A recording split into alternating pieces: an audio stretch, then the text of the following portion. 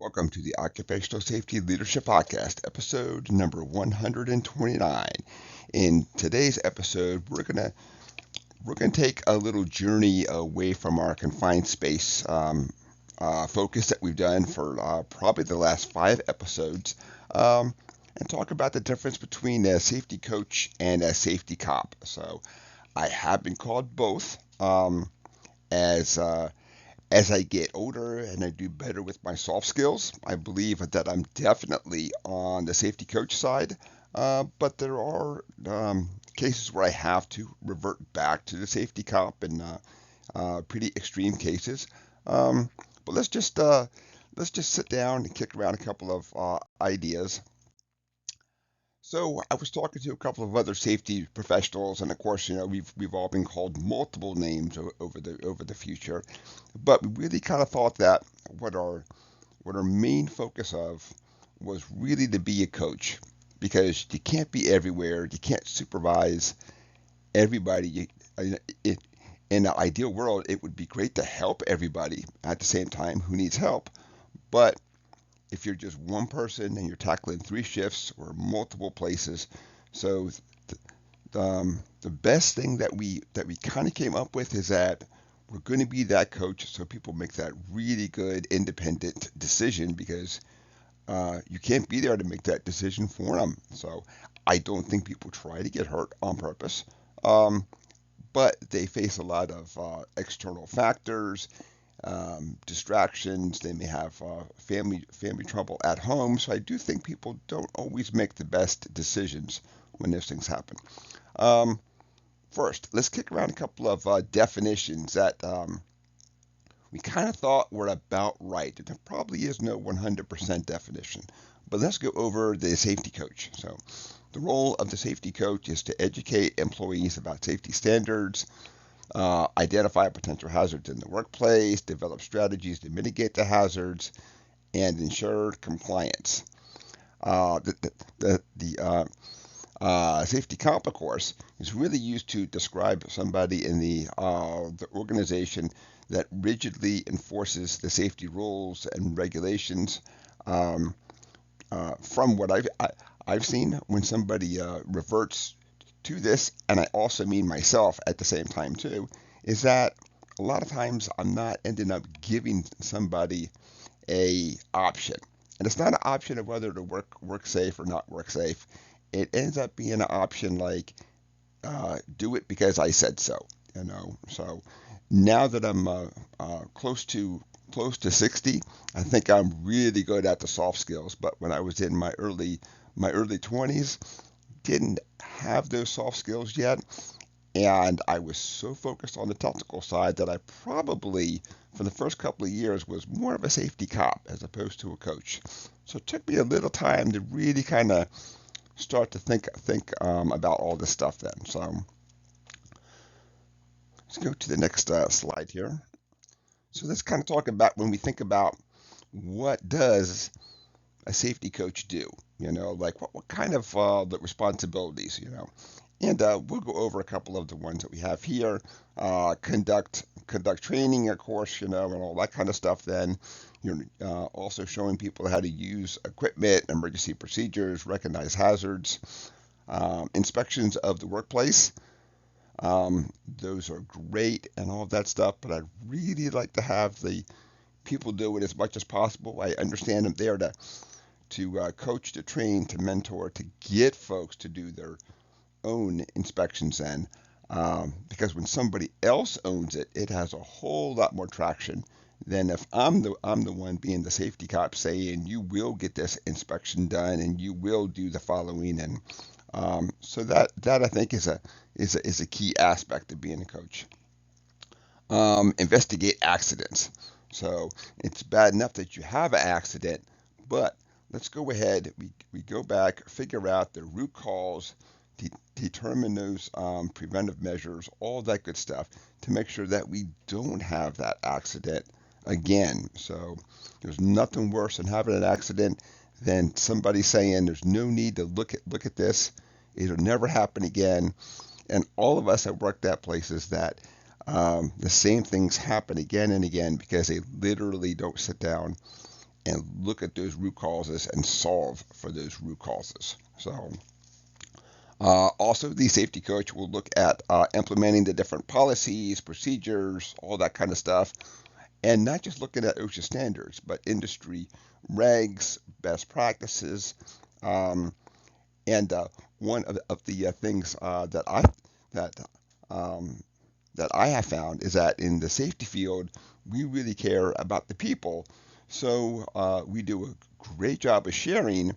Sometimes uh, we're doing a great job and don't even know that we're doing a great job. We just kind of assume that other people are doing things the way that we are. We should really look at, as a field, of course, sharing all of the great lessons learned and the ways that we've done stuff. There's not going to be a 100% right or wrong answer when it comes to doing safety, because many times it comes down to not just safety, of course, because that's easy to say. The rules say this, but the culture, the leadership in place, um, how they distribute money, just things like that um, are really almost not quite different, but pretty different from site to site. Then, so let's continue on with a couple of more things that a safety coach does: provide the guidance and support when people have those safety concerns and questions. Um, I always tell folks, now of course this is my perspective. I always tell folks, when you find the issue, solve it yourself. When you can't solve it yourself, you find me, you find your supervisor, you find somebody, and we solve it. And sometimes it's really easy to solve it and it's done. Other times we have to put in those interim actions to then make it an actual project, to go out to go get the money to get this thing done. But don't just walk away and assume it's somebody else's job. Somebody else will find this issue. You know, solve it yourself. I think that really helps folks to have that nice sense of, I can do it, because I have found that most of the time people can solve it themselves. A lot of people lack self-confidence. Maybe they've been beaten down. They've brought up these ideas in the past. People have told them, um, that's for somebody else to worry about. You don't worry about it, you know. And not just in safety, but when you think about other areas in life, and they're just a little hesitant on coming forward with issues and with answers and solutions. Collaborating with management and key stakeholders to promote safety.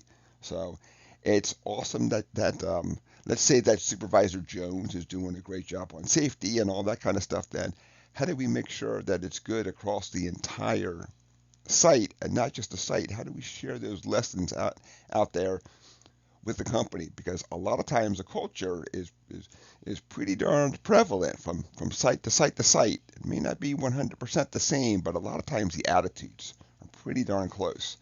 So that really kind of helps to kind of promote that safety, to really help everybody.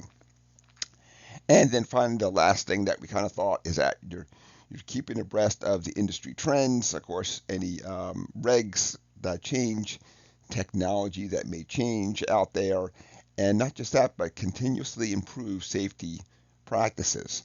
Um, I try to rank things by the hazard, by severity and consequence, and all that good stuff.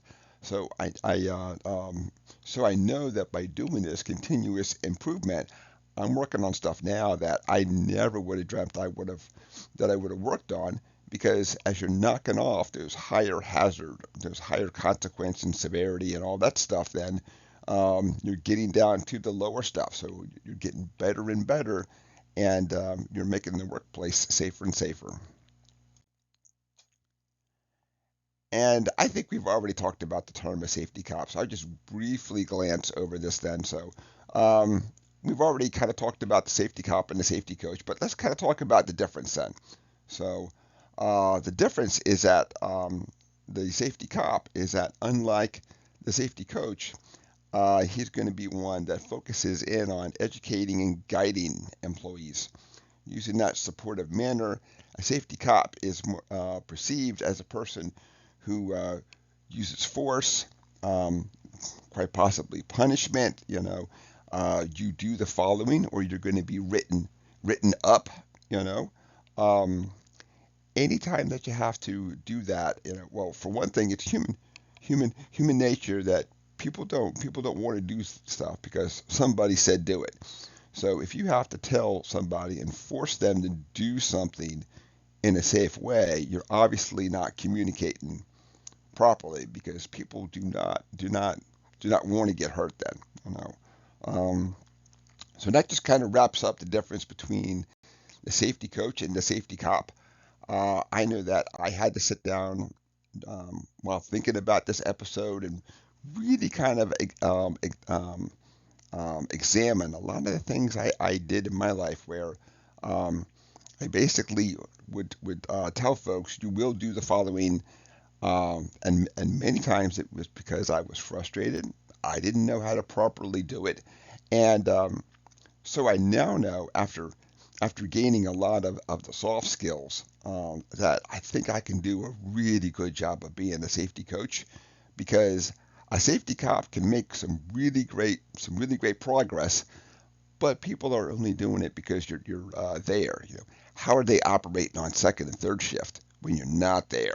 So do what you can to arm people to make these really good independent choices when you're not there. So, episode net number 129 is complete. I'd like to thank everybody for joining me. My name is Dr. David Ayers. Thank you and have a safe day.